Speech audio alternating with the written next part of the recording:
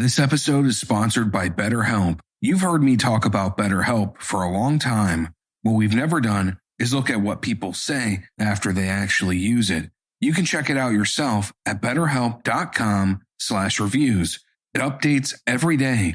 Hundreds of people describing how it has helped them in real time. The rating is what stands out. BetterHelp has an average live therapy session rating of 4.9 out of 5, based on over 1.7 million client session reviews. More than 6 million people have used BetterHelp globally, and their therapists have at least 3 years and 1,000 hours of hands-on experience, plus the education, training, and certifications behind them. Answer a few questions, get matched with the therapist based on your needs, and switch therapists at any time.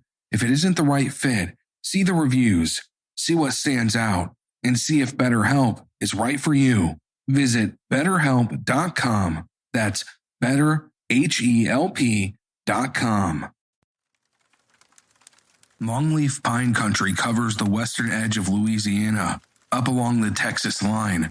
In the first week of April, it is as pretty as any place in the South. The light stays late and turns gold in the pine tops. The wisteria hangs purple in the fence lines.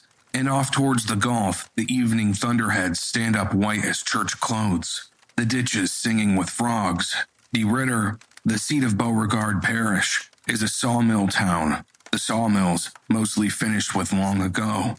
Roughly 1 in 5 of its people live below the poverty line, close to double the national rate.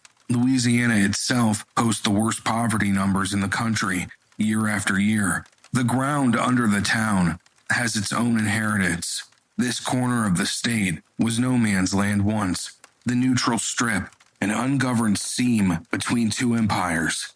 It was left for years to people who answer the law with distance. The sawmill boom that built De Ritter also staged the Grabau gunfight of 1912, a labor war that put 4 men in the ground a few miles from town. And in the modern numbers, Louisiana has led the nation in murder for more than 3 decades straight. Inside those numbers runs a quieter count, listener. Most murdered women in America die at the hands of the men they know, inside their own homes.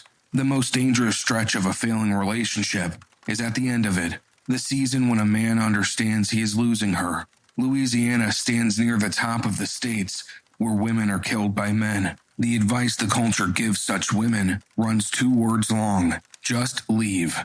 There is another side to that advice, and in the spring of 2022, that side lived in a house on North Rich Drive.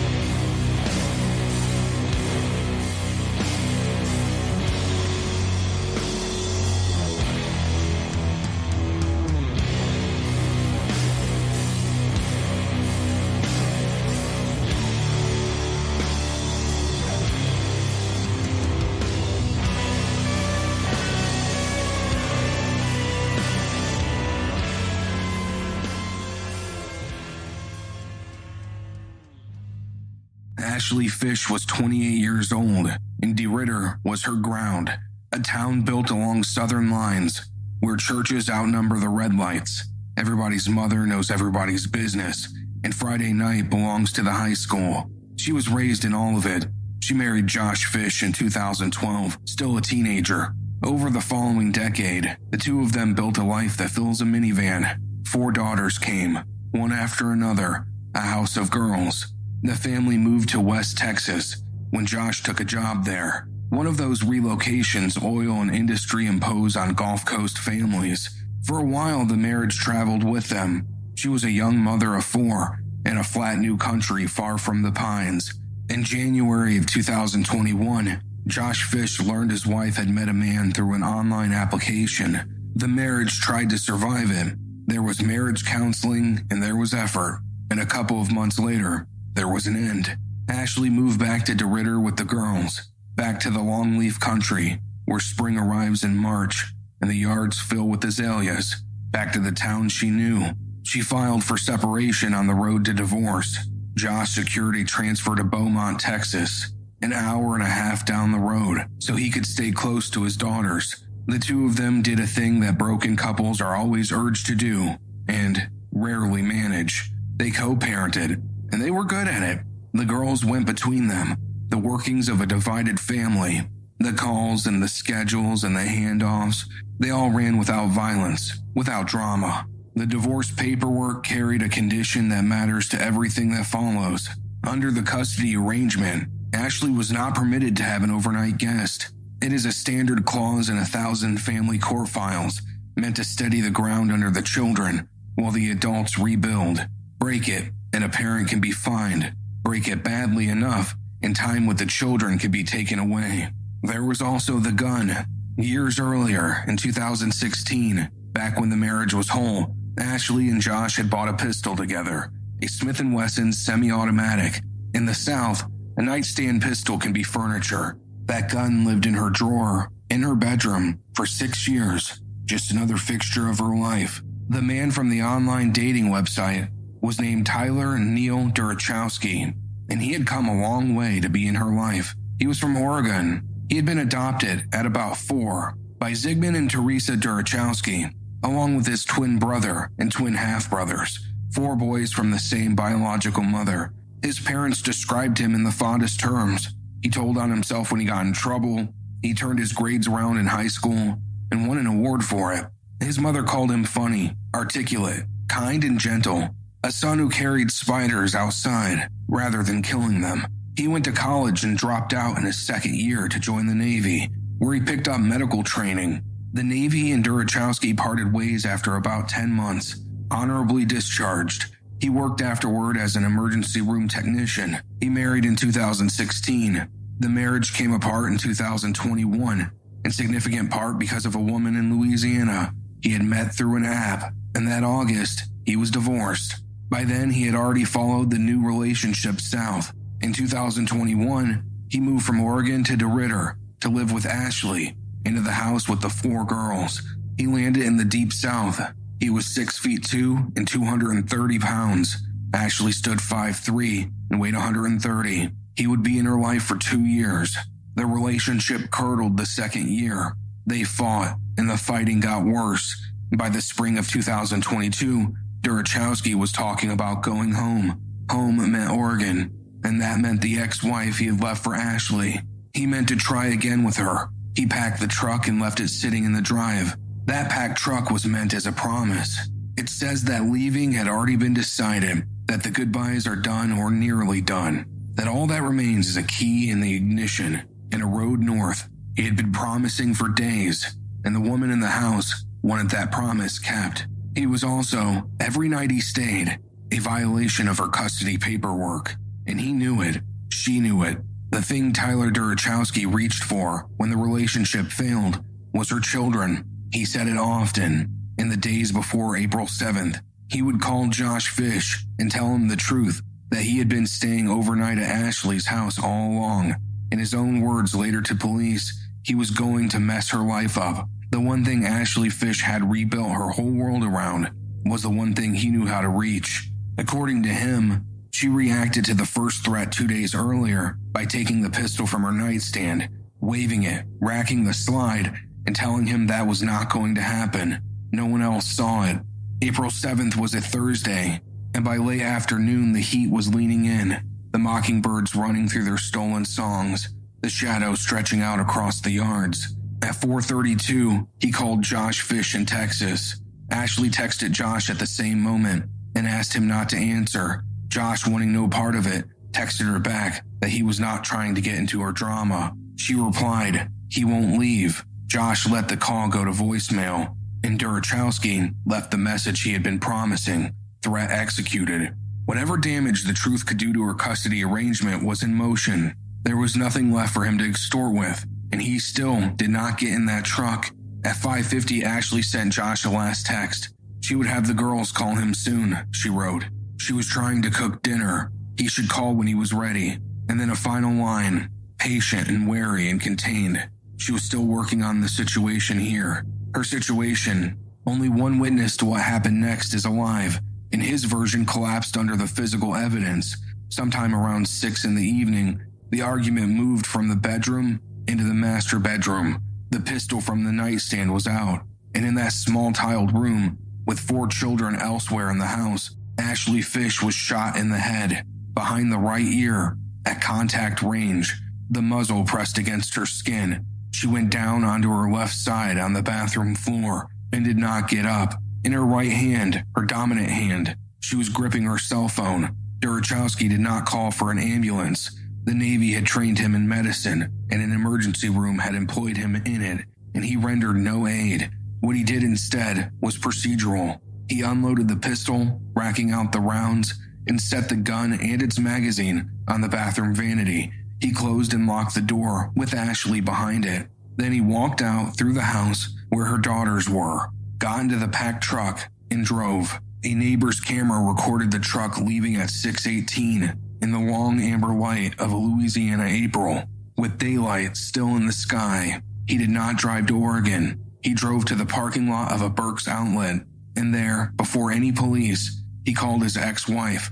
He told her he was sorry for everything, that it had been a fight and an accident. He would later repeat that to detectives. He tried his father next and got no answer. Then he called the DeRitter police. The dispatcher, Officer Gladys Santiago, walked a jury through the call 2 years later. Hi, I need to turn myself in to the police. Okay. I don't know how to do this. Are you wanted? Do you have an active warrant? No, I just committed a crime. Okay, what crime did you commit? I shot somebody. Okay, where are you located? I'm at Burke's outlet in DeRitter. I'm in the parking lot, and I just am going to wait here to get picked up. Okay, who did you shoot? A woman. Okay, what is her name? Ashley Fish. Corporal Josh Sanford was dispatched to Northridge Drive. The person who opened the door to him was Ashley's oldest daughter. She was 9 years old. You all right, babe? The door was locked in the room, and... Okay, can you sit right here for me? Yes. Is anybody in there? No, my sisters are inside right there. Okay. And we got my mommy, and the eggs were burning, and she's in there. Okay, y'all come in here. Come right here. No, I don't want to go. Come here, stay in here.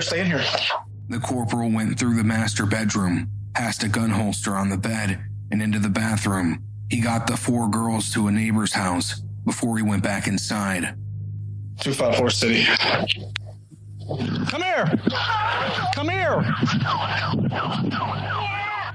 alone. Come help me. Outside. Come help me. Do you know these children? Yes, they're our neighbors. Okay. Yeah, like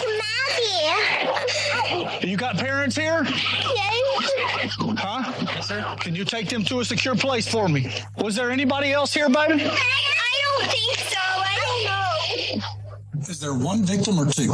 I'm at Northridge. City, do I have one victim or 2? So we need to clear the rest of the house out. I was under the impression there was a male here too.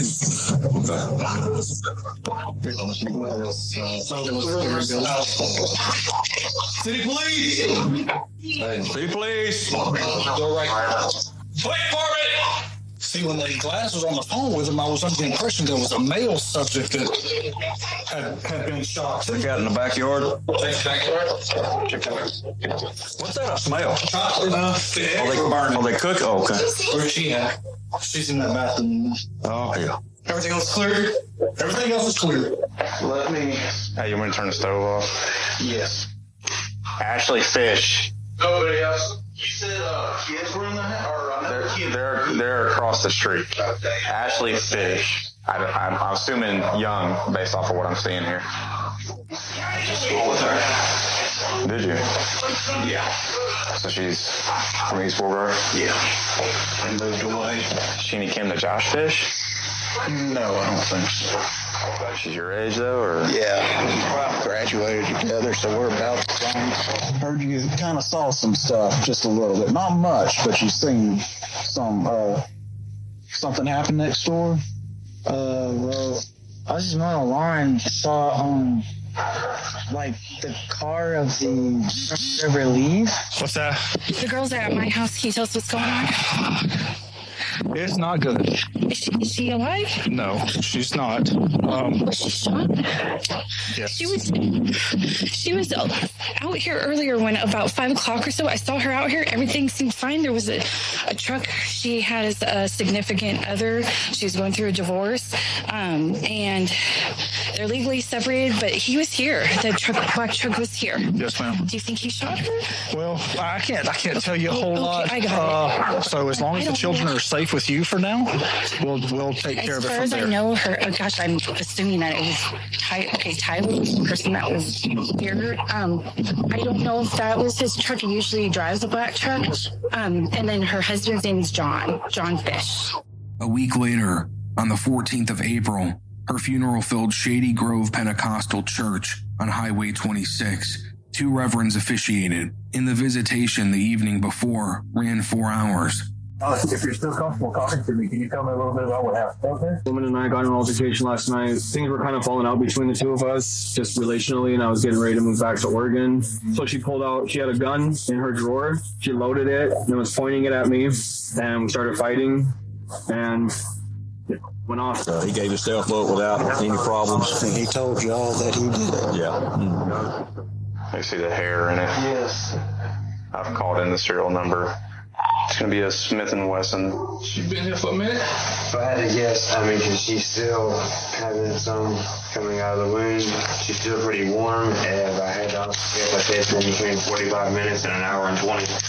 Was that sitting right there? Yes. All right. So once they run the strip, we'll back out and we'll get a search warrant. Is that 40 caliber? I've got some grapes and some strawberries. Yummy. Yummy. Are y'all hungry? The one you want to talk to was, yeah, she supposedly told my wife that she saw something and she didn't want to talk about it. I know. He's there and he comes out and I think he shook my hand and I'm like, hey Tyler, nice to meet you and whatnot. And he just goes straight in the door and picks up Ashley's guitar and goes and hikes his leg up on the damn trampoline and starts looking at the moon and playing guitar. And I'm like, Ashley, what in the is he doing? Can we just go inside? I don't want to hear this prick playing or something. Just something. He stops and he come over there to pull us apart and I just rear back and punched him in the side of the head. And I had told her he needs to go. You need to get this done and get it done. Get him on the road. Last couple of weeks she told me she hadn't made her decision. He did have to go, and this time it was for good. She said, I will be alone. And then this other guy, and I talked with my wife about it. I said, I don't understand why somebody that supposedly has got their living already set, they ain't even got to work for a living to start seeing somebody that has 4 kids. He has no kids. I said, the only thing I can think of is maybe he's a damn that sounds suspicious to me, Okay, if I record, it's just help me keep everything in track, so. It's 8 at night. I've been buried in an edit since morning, and I finally look up and realize nobody has thought about dinner. Nothing thawed. No plan. That stopped happening once my freezer had Omaha steaks in it. Tender steaks, flavorful burgers, seafood, chicken, and sides delivered straight to my door. It's like having a trusted butcher and a gourmet food shop at home, and no more gambling on unknown brands. Omaha Steaks has earned its reputation over 100 years. The same beef trusted in kitchens across the country, shipped frozen and ready to grill, sear, or roast. Steakhouse quality without the steakhouse prices, and your family will think dinner took hours. If you've never tried them, the Burger Perfection Flight is the perfect introduction. 5 distinct cuts: filet mignon, New York strip, ribeye, brisket, and sirloin. Try the Burger Perfection Flight at omahasteaks.com today. That's 20 premium steak burgers for just $79.99. Plus, get $35 off with promo code BEEF. That's omahasteaks.com, promo code BEEF for $35 off at checkout. Terms apply. See site for details. Listener, most of us picked a bank at 16 and never looked back. That's where Chime comes in. Chime is changing the way people bank. They're not like traditional old banks that charge fees and gatekeep perks and rewards. Chime offers the most rewarding, fee-free banking, all with no overdraft fees, no monthly fees, no minimum balance fees.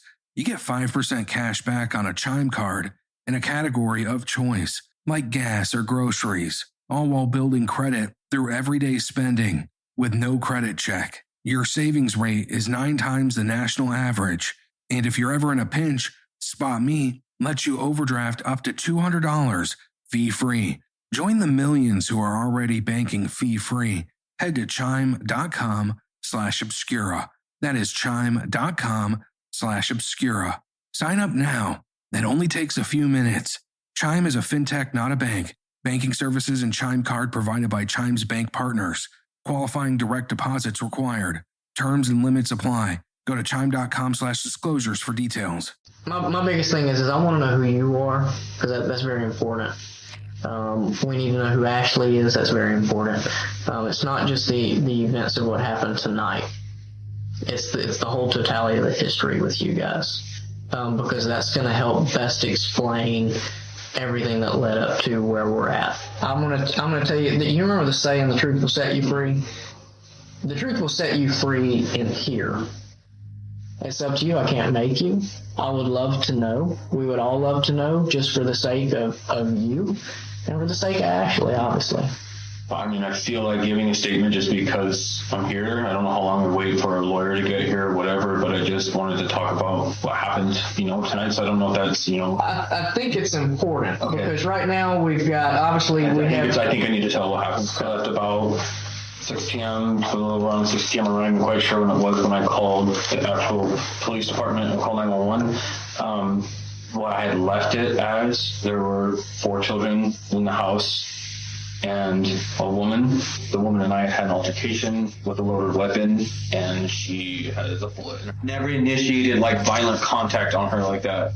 I'm not the one that pulled the gun. I don't have the gun. I don't want the gun. I don't want to in disputes with a gun. No intention to shoot Ashley. No, I've never had. I don't want to take a mother away from her 4 kids. That's not my thing. Nearly everything Tyler Derochowski did and said in police custody that night was recorded. The body camera from the evening is out there, and so are 2.5 hours of interview. The body camera begins in the Burke's Outlet parking lot, where Officer Cameron Smith collected him. Smith read him his rights in the patrol car, and Derochowski, freshly told he could remain silent, talked the whole ride. He laid out both altercations the night before and that evening. He explained the custody paperwork and that he had been staying overnight in violation of it, that he had threatened to tell her ex-husband the truth. He said she had pulled her gun the night before and again that evening, that they were in the bathroom, that they started fighting, and that it went off. And according to him, it went off by itself. Closed the door. I locked the bedroom door to the bedroom so the kids don't go in there. I had emptied out the gun. It was empty, and I left it there, and I went out. I didn't know what the fuck to do. I'm sorry. I wasn't perfect. The kids were there. There's a 9-year-old there that's really responsible and was watching the kids. The neighbors were outside across the street, or I had seen neighbors outside at one point across the street. I felt like I just needed to go and be like, this just happened. So I drove to the parking lot down the street and just called 911. And she's got how many kids? 4 kids. Were they all at the house tonight? Yes. Okay. I was married for years, and I felt like a man of honor, and I had a ring on, and I was proud of it. I was proud to be married. I was proud to be a good husband, and I fell into this weird relationship that I never wanted, to be in. I never wanted to be a part of, and I just went down this road that I just kind of felt like I could never escape from. I was like drowning in it, And so I'm just like I was able to divorce in Oregon, it went through in just a couple months, and it was finalized and it was done. Her thing has been a year. Right. It takes a year for them to do the separation process and everything. And so we've just been kind of in that whirlwind of back and forth with everything and stuff. And I've thought about leaving multiple times. I've wanted to leave multiple times just because it's kind of too much to just take, being like, am I taking this man away from 4 kids, his 4 kids, whatever. I just have felt I felt a lot of guilt in my life in this relationship. Did it ever become physical? Has she ever hit you, struck you, kicked you, slapped you? Slapped. A couple times, just kind of slapped with things, shoes or something like that. She's hit me with shoes and stuff. Anger? Frustration, yeah. She hit you hard? I mean, just I don't want to sound like a she just slapped me with with her slippers. I'm talking about it's kind of like that across when she was mad about something. Yeah. Okay. So, like the way I picture is like if my wife's agitated with me or aggravated with me, she pops me with something. Yeah. Are we saying something like that, or are we saying she aggressively pops you with something?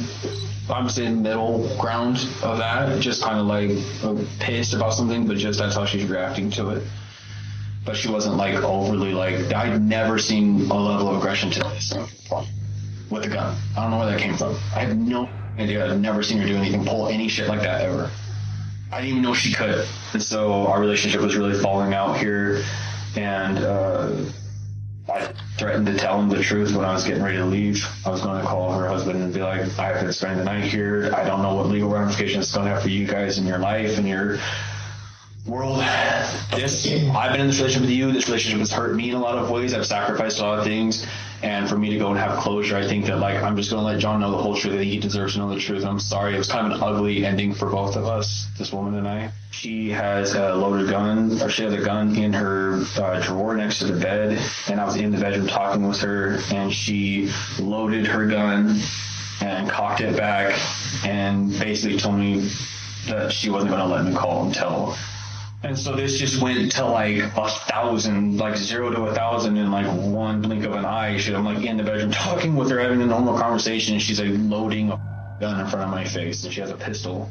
Literally packing some stuff, putting some stuff in the drawers. I wasn't doing shit. I didn't hit her. I wasn't fighting her or anything. I was just talking. And she loaded her gun and was pointing at me. I just know that that's where that started from. And I'm not saying that to do some dig myself in the grave, the past, he never saw it happen and now she did it. That sounds like bullshit. No, she did it though. I'm a man. I'm a lot stronger than her. I was aggressive, but it was she's shot that gun before. She knows what the fuck she's doing with it. I don't shoot guns. I didn't barely shot a gun in my life. And so the whole way it happened, I feel like for me, I didn't mean to do anything. I didn't mean for her to do anything. It was basically felt like it was just fighting for my life. And I feel like it was this is how it ended.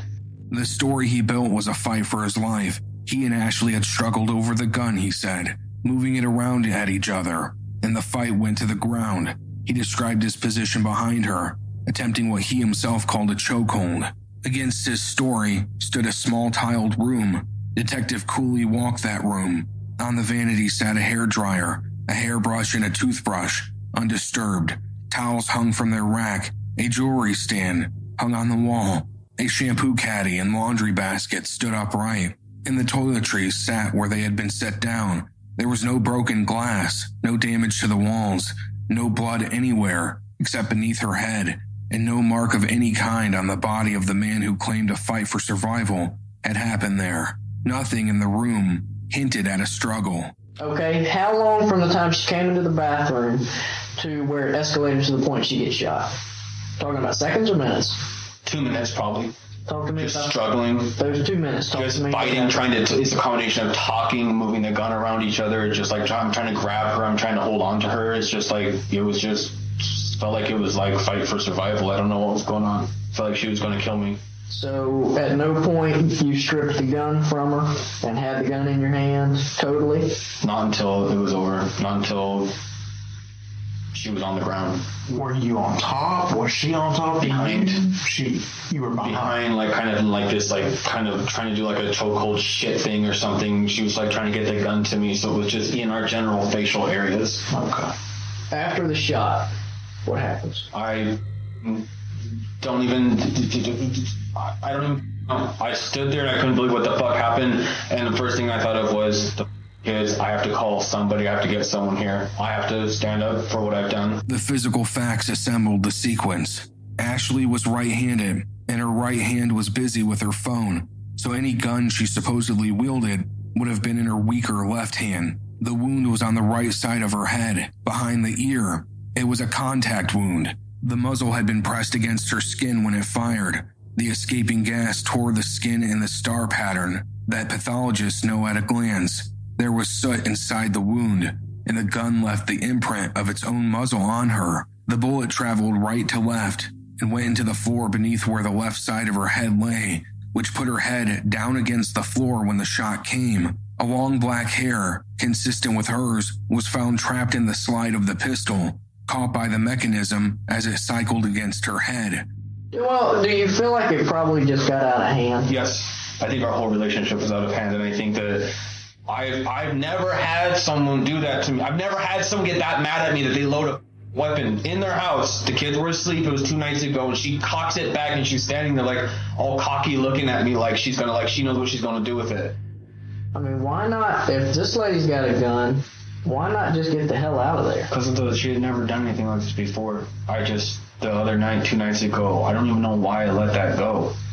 I should have left the house. I guess, is it fair to say I was afraid for my life though? Yes. Is that fair to say that? I mean, I feel like the cop out there was like, "You're a big dude," and I feel like it's not fair if it's like, "You look like you could handle yourself. You could have just punched her in the face or kicked her or something or done something." And I'm like, I don't know, man. One bullet goes off and you're fucked. Yeah. So I just felt like it was for me, it's not about that. That's right. It's about it was a fight for literally I don't know what the fuck she's gonna do. She threatened me that night, so now I'm just I don't even know. It just feels like it was an accident. I didn't try to murder anybody. I didn't try to kill anyone. I don't know how. I don't know what the happened. I don't know. I worked in the medical field and I know that it's not good. I know that. We're still missing some things that I feel that you're kind of rushing through.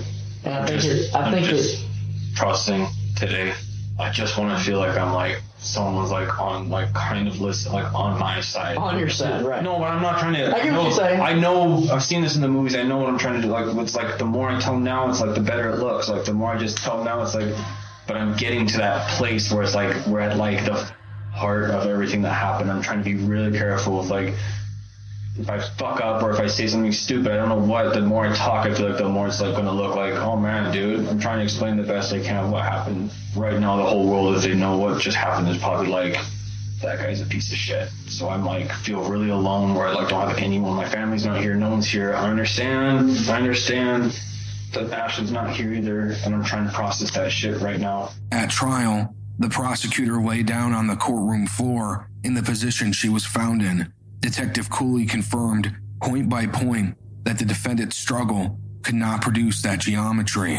For a story to be true, the gun in her left hand would have had to travel around her own face to press itself behind her right ear, while her head lay on the ground and a man twice her size rode her back. The Smith & Wesson carried roughly 5 separate safety features, and it would not fire if dropped from a roof or kicked across a room. To discharge it, a round had to be chambered by racking, and the trigger had to be depressed correctly by a finger. Dr. Christopher Tape, who performed the autopsy, called the death a homicide and explained a contact wound like this one, he said, is what he sees in suicides. But the gun was not in her hand and not at her side, so it was a homicide by default.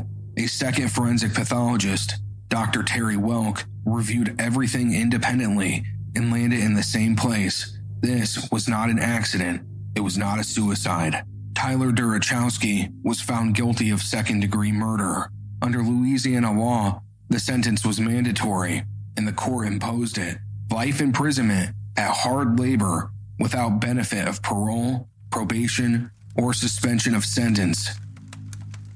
Ashley Fish spent her last hour on dinner and on a call between her daughters and their father, keeping her house calm around a man she could not move. 28, rebuilding for the second time, patient till the end.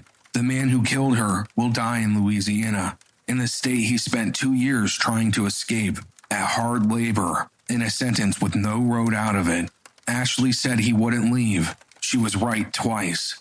On the 7th of April 2022, the oldest inheritance this state has came for a 28-year-old mother of 4, whose only demand was a man's absence. The pine stood still in the heat while it happened, as they stood through the strip, as they stood through Grabow. Whitaker Cemetery keeps her, in the soil of her town. Rain comes up from the Gulf most weeks of Louisiana spring, and it falls warm over the red clay earth. There is blood in the dirt.